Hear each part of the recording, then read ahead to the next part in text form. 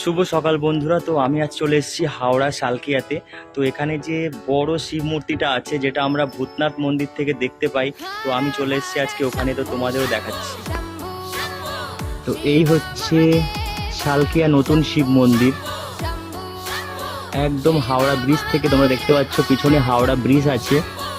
আর এই হচ্ছে মন্দির, এবং এই গুহার ভিতরে আছে 12 জ্যোতির্লিঙ্গ।